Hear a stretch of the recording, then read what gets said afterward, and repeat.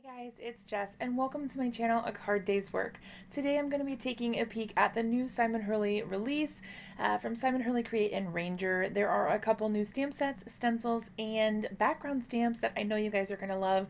So we're going to jump right into it, take a look at the release, and then we're going to make two projects featuring items from the new release. I hope you guys love it. Let's go ahead and get started.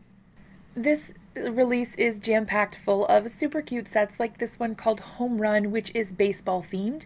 You can make a little dude or dudette baseball players, and you've got lots of elements to make cute little cards, including scene cards as well. Then you've got this set, which is called Cakewalk. It's got the little arty bear there who can hold the cupcake or the ice cream cones. You can build your own characters with some of those little elements there, and I will be showing you guys an example of how to use that card or that set to create a card here in this same video. I'm also going to be using this stamp set, which is called Road Trip. It's got some really cute palm trees, some great sentiments. I really love that little car image up at the top with all the little critters going on a road trip. You've also got this party hat background, which has removable pieces, and you've also got a floral sort of tropical feeling background there that I think is going to be really cool to do some color highlighting or spotlight coloring with. We've also got two new maker stencils to finish out the release this time. We've got a cake maker stencil and a scene maker stencil, and I have to tell you guys that the scene maker stencil is my jam. I am absolutely loving that thing, and I'm going to be using it in this card or this video a little bit, but I also have recently put out a video which I will link to here, and I have used this scene maker stencil a ton in that. Alright, so I'm going to be using some Distress Oxides for our first card today. I'm going to be creating two projects with you. So the first card here is going to be a really pretty sunset using these Distress Oxides. So I started out with the yellow, moving into the orange. I'm also going to add in some pink around the outside, and then I'll go in with some darker colors as well. I think I added a little bit of purple and then just kind of finish it off with that darker little bit there. So when I do my ink blending here, I do like to go in a circular motion when I'm doing a sunset at least.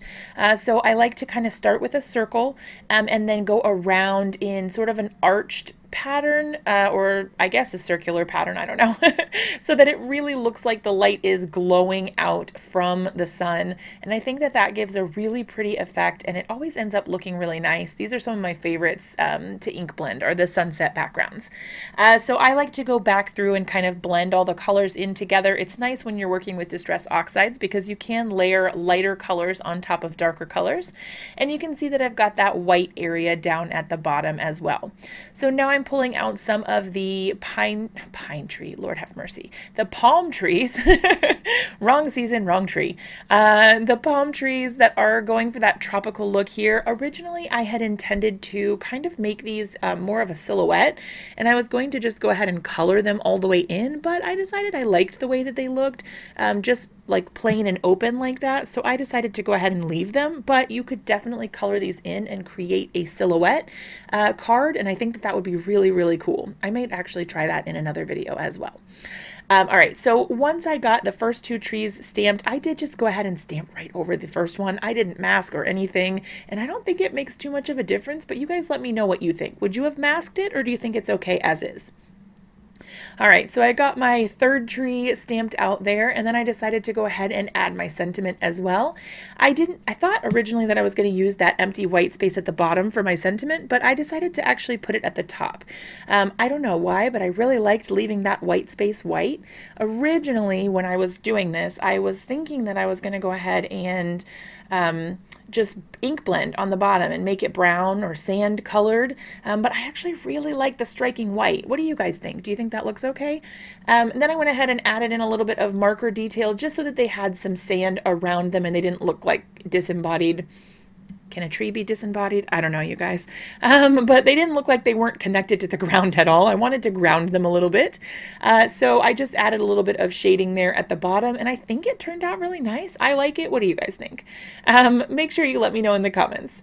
All right, so once I did that, I was done with the card front, and I went ahead and mounted it on a white A2 size card base. This is the Simon Hurley's Stark White cardstock, and it is extremely sturdy, and it works really great for card bases as well as card panels. So so you can get a really sturdy card that way. All right, so moving on to the second card, we're going to go ahead and use the Cakewalk stamp set. I saw this and I just knew that I had to use it. And I'm going to be honest, originally when I first saw this stamp, I thought that those little lines there were teeth. So you can make like a vampire cupcake, but it turns out they're actually little dash lines for the liner, and it works really perfectly. Just so you guys know, the reason that there is a video of me on here is because I did create this card on a live stream. If you guys are ever interested in hanging out in a live stream with me, I stream on Monday evenings, usually around like between 5 and 7 p.m. Eastern time. It kind of varies with all the things going on in the world right now, but usually it's in the evening on Monday nights. So if you ever want to hang out and see this sort of thing where we create a card live, then make sure you tune in. It's always a really good time. I'm going to go ahead and put on the cute little face. I just thought those little teeth were so adorable. I added the little arms as well, and then I put on some feet too, because I mean, look at him. He's just so cute. All right, so I'm going to go ahead and turn on some warp speed action here. I'm going to go ahead and fussy cut this and then color it in. I hope you guys enjoy the process here, but I did speed it up because it does tend to be a little lengthy, and my coloring is pretty much the same for every video or every process that I do, and I don't want you guys to get bored. But if you guys would like more coloring-based tutorials, be sure to drop me a comment and let me know, and I can focus on making some that are more focused directly on coloring. All right, I'm going to pop some music on for you guys while I finish this up, and then we'll be right back together to finish off the card.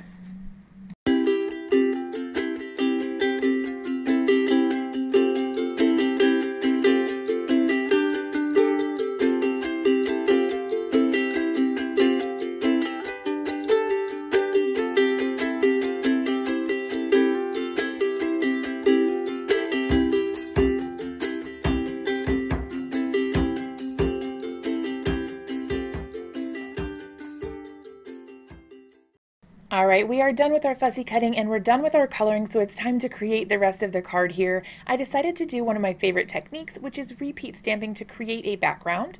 I decided that I wanted to create a nice little cupcake background for our little guy to pop out from. So I'm using some pumice stone distress oxide here because I wanted a nice gray color, and this stamps really nicely. Looking back, I could have used the woof color. I don't know why I didn't do that. I should have done that. Then I could have stuck with all the Simon Hurley stuff, but I don't know. During the heat of the live video, I grabbed the first thing that I could, which was this distress oxide. All right, so I stamped out the background in a repetitive pattern so that it looks like a pattern paper or something like that. And then now I'm going to go ahead and stamp out all the little liners on top as well. I wanted these to have a little more detail. I wanted to keep the background really simple, but I thought that the little cupcake liners were perfect here, and that way they matched the little cupcake critter as well. So basically what I'm going to do is once I finish with the stamping here, I'm going to pop up my little cupcake on some foam tape.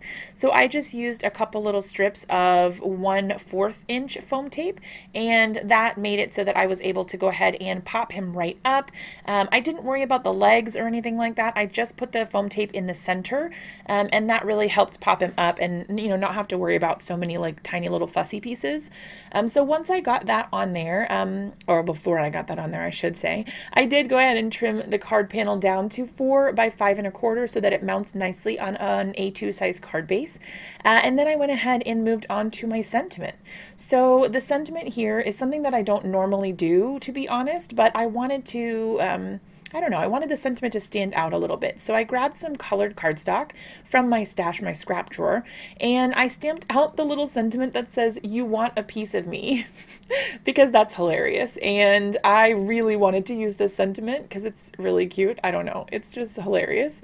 And I stamped it right out on that colored piece of cardstock. I could have maybe done some white heat embossing and that would have looked nice as well, but this worked out pretty well, I think.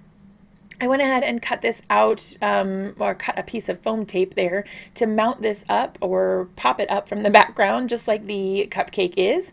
I had a little bit of trouble getting it placed where I wanted, but I lined it up and was able to take care of it in the end. To finish off this one, I did add a couple little clear sequins just for a little sparkle and interest so that it wasn't quite so plain. And that finished off the card, you guys. I hope you really loved today's projects. If you do, be sure to give them a big thumbs up. Subscribe to my channel for more videos like this. this. If you're interested in anything that I used in today's video, I have everything linked down below for you. And if you're interested in supporting my channel, you can always click that join button to become a channel member. You'll get exclusive perks like a exclusive live stream if you sign up for tier 2, and a birthday card for me during your birthday month, no matter what tier you sign up for. So if you guys ever have any questions, be sure to let me know. But I really appreciate all your support on my journey here on YouTube, and I will see you guys in another video really soon.